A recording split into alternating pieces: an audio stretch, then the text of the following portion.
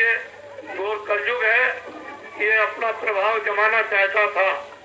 इसने सोचा अगर मनुष्य देवी को छोड़ दे, देवता को छोड़ दे, भगवान को छोड़ दे, रामायण को छोड़ दे, गीता को छोड़ दे, सत्य को छोड़ दे, प्रेम को छोड़ दे, दया को छोड़ दे और सेवा को छोड़ दे तो हमारा अद्भुत हो जाएगा। तो कलयुग ने अपना प्रभाव जमाया और जमाया और उस प्रभाव में बह गए। तुमको लालच दे दी कि हम सारे मनुष्यों को आजाद कर देंगे, सब स्वतंत्र हो जाएंगे, किसी का किसी पर बंधन नहीं रहेगा, स्त्री पति के बंधन में नहीं, पति स्त्री के बंधन में नहीं, बच्चे माता पिता के बंधन में नहीं, जात जात के बंधन में नहीं, ब्राह्मण ब्राह्मण के बंधन में नहीं, क्षत्रिय क्षत्रिय के बंधन में नहीं, सब लोगों को आजाद कर दिया जाएगा और सब लोग इंद्रियों के सुखारी हो जाएंगे। तो आप लालच में फंस गए और लालच बुरी बला, ये बला आ गई।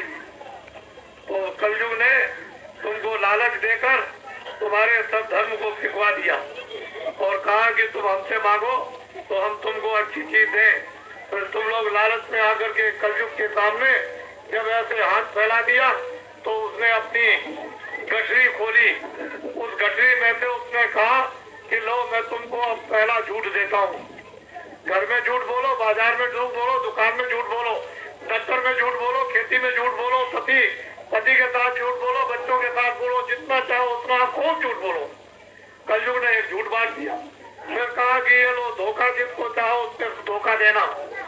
उसने ये बांट दिया। तीसरा बांट दिया बेईमानी, कि किसी का मकान और किसी की जमीन है, खड़े होकर के कहो कि ये तुम्हारा मकान और जमीन नहीं है, ये हमारी है। उसने बेईमानी बांट दी।